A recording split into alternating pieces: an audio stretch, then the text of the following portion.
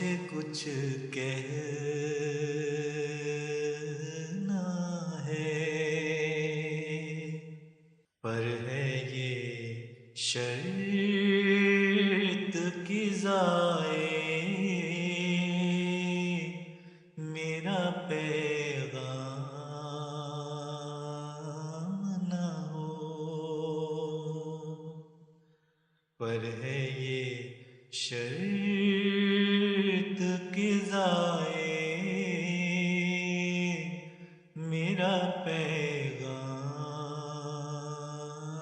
न हो. When I was growing up, I always wanted to become a successful person, get a good job, and earn a lot of money. Even though when my work teachers were encouraging me to join Jamia Ahmadiyya, I was never interested. However, later on, when I was about 12 years old, I started to understand the purpose of the work scheme and that it was my duty to serve the Jamaat. When I was a kid, I wanted to become a computer engineer. As far as I can remember, I always had an attraction towards information technology. But on the other side, I also always had the intention to serve a Jamaat since I was a work fellow. In my head, it was never clear how to reconcile these two things. But of course, Allah guides us. Allah is always by our side. When we refer to Him, we ask for His help.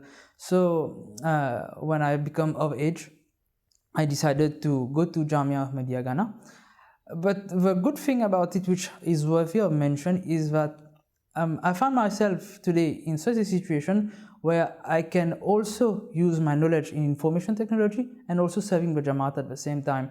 So Hazrat Khalifatul Masih Rabi, he created a scheme which is known in the Jamaat as a scheme of Waqf Now. And me also, I am a born Waqf Now, so my parents dedicate me into this scheme. So when I was 15 years old, I met somebody from Comoros Island. So he was a first convert and he came to Mauritius for Jalsa Salana. So I get a conversation with him and he was telling me about how he joined the Jamaat. And it was my grandfather also, who was a missionary, who converted him. So when he was telling me about his life and how he was very dedicated to serve the Jamaat, especially to serve Islam. So me also at that time, I took this decision that I have to be a missionary. And it was at that time I decided that I should join Jamia Ahmadiyya, or I should join Jamia in Ghana.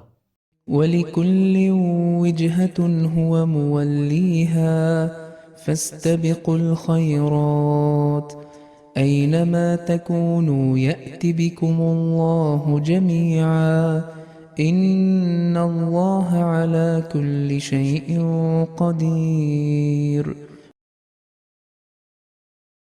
Jamia is an Arabic word which means university. Of course, when we use it in the Jamaat and we associate Ahmadiyya to it, that is Jamia Ahmadiyya, of course we are referring to the theological university where missionaries are trained and formed. Jamia, the idea of creating a Jamia was originated during the life of Hazrat Masih Maud.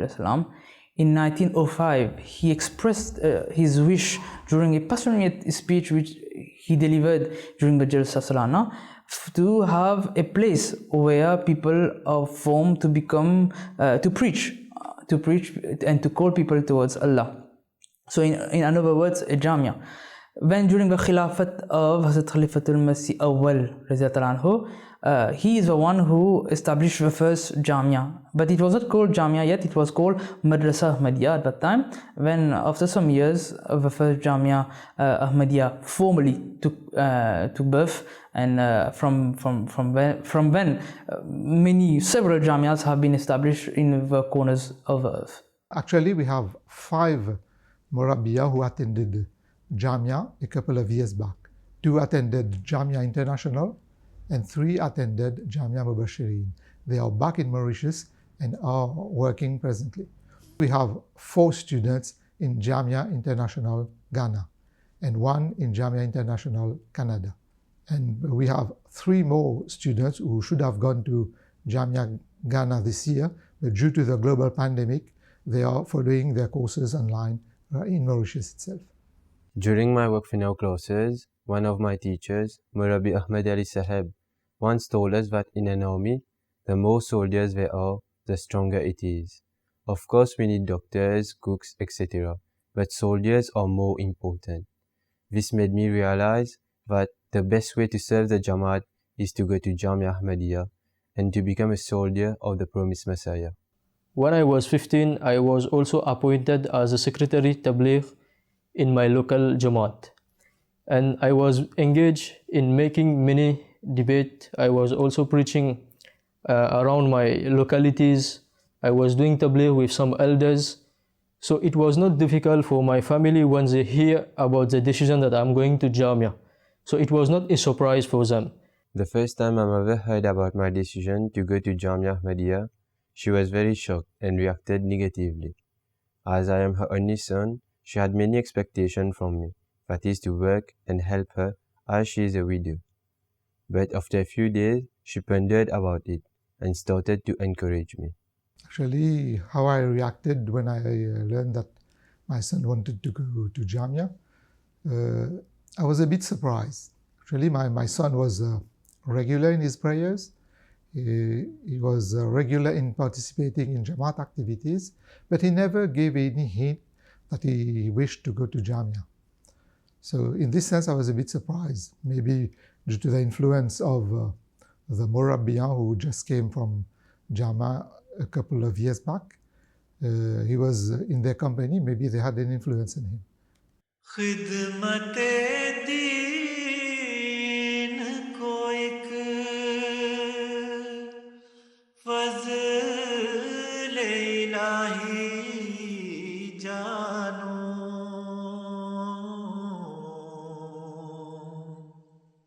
If I decided to work for someone, he would be paying me a salary.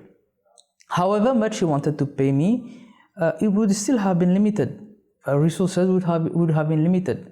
On the other hand, if I worked for Allah, that is, if I decided to dedicate my life for Allah and Allah alone, with Him resides everything that is unlimited. So the choice is very clear, was very clear from the very beginning, and that's why I chose to dedicate my life for Allah instead of choosing a job. Actually, right from childhood, I knew Ghana as the largest Jamaat in Africa, the biggest Jamaat in Africa.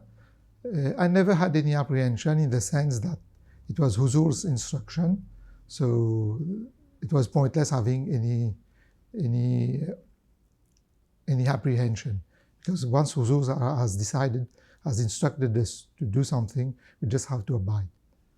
At first, life in Jamia was not easy for me, because when I was in Jamia, my life was on a routine. When I was in Mauritius, life was not too much strict like it was in Jamia. But after 1 year, I started getting used to Jamia, so it became normal. So when the environment became very friendly to me, and all the African brothers who was living in Jamia, my colleagues, my classmate, my junior and my senior, and also the teacher. So I started getting used to Jamia, and it was a very, very wonderful moment, and it was something which was I could never forget in my life. So now if you talk about Jamia today, it is part of my life. So there is not a single day which passed which I did not remember about Jamia. I was a little scared when I heard about the name Ghana. You see, we hear a lot of things about African countries in Mauritius, mostly bad things, unfortunately. So when Huzur told us to go to Ghana, I was a little scared, to be perfectly honest. But eventually when we reached there, we saw that a lot of these things which we heard in Mauritius are quite exaggerated. For example, the way the people are, they live with you there, the kindness that they show towards you, whether they know you or not, whether they know they are Ahmadis or not, are things which I have never ever thought of in my whole life. So yes, I was scared, but after that, I can tell you that I was very pleased to be in Ghana.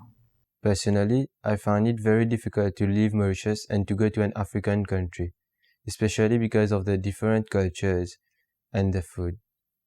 But I know that Allah will surely shower His blessing as it forms part of the sacrifices that I need to do. Another thing that I have to mention is the food. The food is completely different from the food we were used to in Mauritius. It's not necessarily less tasty. It's just a question of culture, a question of habit. You have to get used to it. In the beginning, it was very hard. In the beginning, I remember some days would pass by without me even eating a little thing. Most of the times, I would drink some tea and go to bed. But eventually, I had to get used to it, and I did get used to it. And I can tell you, at the end of these 3 years, I was really actually enjoying Ghanaian food. I ate almost all Ghanaian food when I was in Jamia, most specifically banku, fufu, and kinke. So even my classmate was surprised when I was eating this food. So for me personally, Ghanaian food is very nice. It wouldn't be true if I said that life in Jamia was easy. At the beginning, it wasn't easy. It was quite hard because everything in your life changes in a matter of a few days. Because a few days before you're in Mauritius with all your family and everything, when you look back at where you are, you're in such a place where you have to cater for yourself. You have a lot of responsibilities, much more than you had at home, of course. But eventually you get used to the routine. The thing I found most difficult to adapt to was the level of discipline which was requested from us. So this was not one of my habits to be punctual and everything. So I had to learn, and as I said, eventually you get used to it. And once you get used to it, then you start seeing the better side of Jamia. That is the atmosphere that reigns there, the spirituality. The level of spirituality is something that you cannot imagine, because of course everyone's life is revolving around Allah, around the mosque, around Islamic studies and everything. So obviously the atmosphere is quite different. And then gradually you start to embrace the new life that you have it put into. And once you do this, you start to realize what you have been missing this whole time. You start to realize that the life you have led so far, has been nothing other than vanity. And then you realize what kind of opportunity you have, which lies ahead of you now, and you take it by both hands. चाहता हूँ कि करूँ चंद नसाए तुमको,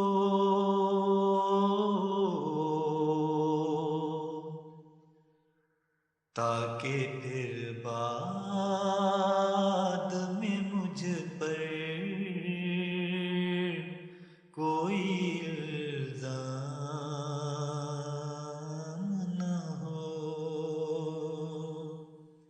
ताकि फिर बाद में मुझ पर कोई इल्ज़ाम न हो. I don't have any regret concerning my decision to go to Jamia Ahmadiyya. This gave me many opportunities to serve the Jamaat. For example, I am helping in the Wasiyat department. Since making this decision, I have spent more time in the masjid and with the Murabbiyan. I also get the chance to teach the Qaeda to the Atfal. As the Holy Prophet Muhammad ﷺ said, the best among you is the one who learns and teaches the Quran. I remember when I was in Jamia, it was a Friday evening after Maghrib prayer. So I stayed in the mosque and I was doing nawafil. It was voluntary prayer. So when I was in sujood, when I was in sajda, I was asking dua from Allah Ta'ala about something which I was in need at that time. So after the prayer, I was thinking about the thing which I was in need. So my brother called me and he was asking me about the same thing which I was in need. So I was surprised because I did not tell him about this thing. So at that time, it just came into my mind how Allah Ta'ala fulfills the need of His servant. When sincerely you call Him, it is indeed you will receive answer from Him, as it is a verse from the Holy Quran when Allah Ta'ala said, وَإِذَا سَأَلَكَ عِبَادِي أَنِّي فَإِنِّي قَرِيبٌ أُجِيبُ الدَّعْوَةَ الدَّاعِ. When my servant call me, ask you about me, tell him that I am near, and also I respond to their prayer. So it was, I witnessed the acceptance of prayer in Jamia. You see, victory has been promised to the Jamaat of Hazrat Masih Maud. There's no doubt about this. Whether you want to be part of this victory or not depends on yourself. If you do want to be part of this victory, the best place to be on earth is Jamia. And of course, obviously, after that, to become a missionary. But you have to go through this process. So that's why I'm saying the best place to be is in Jamia. Moreover, if you want to develop a relationship with Allah, really feel and have absolute conviction that Allah is by your side, Allah's angels are helping you in your day-to-day life. If you want this, Jamia is the place to be. So if anyone is seeking advice or wants to take a decision whether to go to Jamia or not, it depends on what he wants. If he wants those things that I have just mentioned, then Jamia again is the place to be. قل إن صلاتي ونسكي ومحياي ومماتي لله رب العالمين